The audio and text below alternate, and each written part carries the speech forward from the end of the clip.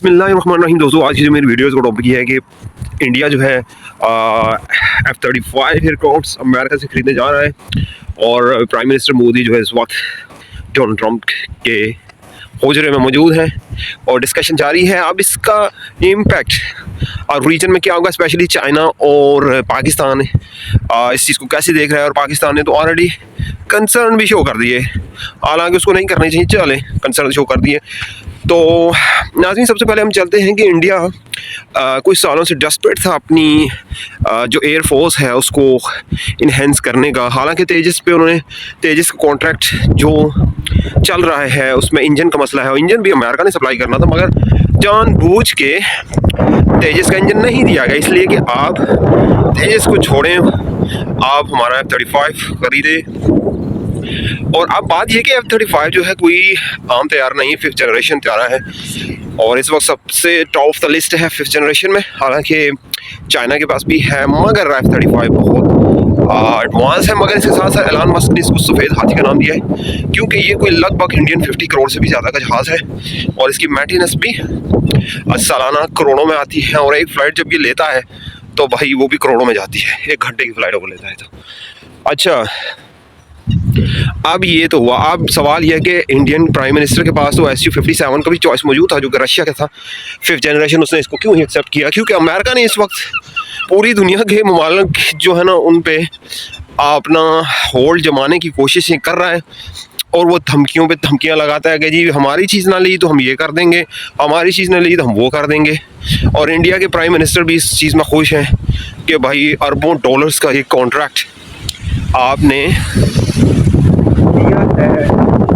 America को खुश करने के लिए। देखें जी, हम तो आपके रीजनल फ्रेंड हैं। हालांकि पिछले 3-4 सालों से मसलसल रशिया की सपोर्ट की जा रही है, तो थोड़ा सा बैलेंस करने के लिए उन्होंने ऐसा किया। अच्छा, अब इंडिया के ख्याल में ये है कि जी रीजनल पावर में स्टेबिलिटी आएगी और हमारी एयर पावर में इजाफा होगा। जहाँ तक बात करें, रीजन में 2 ही कंट्री हैं जिसको इंडिया से प्रॉब्लम है, वो है पाकिस्तान और दूसरी तरफ है चाइना।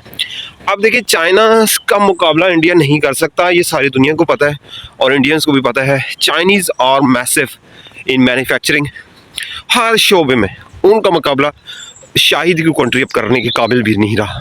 इवन कि अमेरिका के बस में भी अब नहीं है कि भाई किसी तरीके से चाइना को कर्टेल किया और किसी तरीके से चाइना को कर्टेल किया जाए, मगर ये नामुमकिन है। तो इंडिया की तो सवाल ही पैदा नहीं हो सकता कि चंद जहाज़ आप खरीद के, पहले रफ़ाएल आपने ख़रीदे थे तो आपने ये बयान दिया था कि अब हमारे पास रफ़ाएल आ गए हैं, अब हम ये तो वो कर देंगे, और कुछ ख़ास इम्पैक्ट नहीं पड़ा रफ़ाएल के आने से भी। अभी आप F-35 के गुण गाना शुरू हो गए हैं।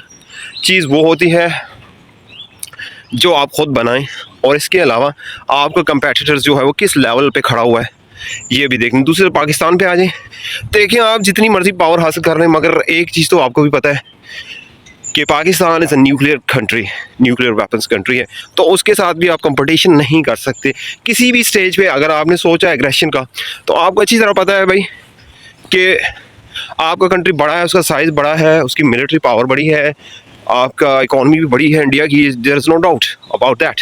But the problem is the Pakistan is a nuclear country, और जब आप न्यूक्लियर कंट्री को छेड़ेंगे तो उसके पास तो जो सर्वाइवल के लिए होगा वो तो आगे से यूज़ करेगा। तो भाई कहानी इंडिया की इधर से भी नहीं बन सकती। There is no need to be कि आप जाके F-35 इतना एक्सपेंसिव जहाज़ ख़रीदें। वही Su-37 आप ख़रीद सकते थे, मगर आपने ऐसा नहीं किया, आपने एक्सपेंसिव चीज़ की तरफ गए और आपको वो टेक्नोलॉजी भी समझ नहीं आएगी उसकी। और इसके अलावा इसमें ये भी मसला है कि इसको मेंटेन करना, और सबसे जो अहम बात होती है, गन तो आपके पास होनी ही चाहिए, मगर बिहाइंड द गन जो बंदा होता है वो भी बहुत ज़रूरी है कि वो किस लेवल का बंदा गन को किस तरह ऑपरेट कर रहा है।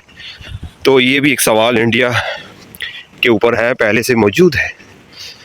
तो बैलेंस पावर करने के लिए आप इतना अरबों डॉलर्स वही आवाम पे लगा देते हैं, और जहाज़ आप खुद 5th जनरेशन एयरक्राफ्ट बना सकते हैं। आप अगर सॉफ्टवेयर की दुनिया में इतने बड़े एक्सपर्ट्स आपके पास मौजूद हैं, गूगल और बड़ी बड़ी कंपनियों के आपके इंडियन CEO लगे हैं, तो why you can not produce 5th, 4th, 5th generation aircraft? क्यों नहीं आप अपने इंजन मैन्युफैक्चरिंग कर सकते? क्यों नहीं आप इस लेवल पे पहुंच सकते कि अपनी चीज़ें खुद प्रोड्यूस करें भाई? इतना मैसिवली बड़ा कंट्री है। चलें ये तो एक डिस्कशन सेपरेट है, मगर जो आज की बात है वो यही है कि F-35 आप ख़रीदने जा रहे हैं, कॉन्ट्रैक्ट आपने कर लिया है, आपने दुनिया को बता दिया है कि भाई हमारे पास बहुत स्पेयर पैसा पड़ा हुआ है जो कि हमने डंप कर दिया है। अभी चाइना जो है वो 6th generation already in process है, और जैसे ही आपका 5th इन ऑपरेशन होगा उसमें भी सालों लग जाएंगे। तो दूसरी तरफ जनाब 5th 7th जनरेशन एयरक्राफ्ट फिर आपके नेबर्स में आपके खड़े हो जाएंगे। और ज़ाहिर बात है अब पाकिस्तान के पास चॉइस एक ही है, वो चॉइस है भाई चाइना की। तो चाइना ज़ाहिर बात है पाकिस्तान को अकेला नहीं छोड़ेगा, तो वो उसको लाजमन 5th के आज 6th जनरेशन एयरक्राफ्ट भी देगा। तो ये है मेरी आज की वीडियो। आप इसको एनालाइज़ करें, किस तरह एनालाइज़ करते हैं, और फिर मुझे बताइएगा अपने कमेंट्स में। इजाज़त चाहता हूँ, अल्लाह हाफ़िज़।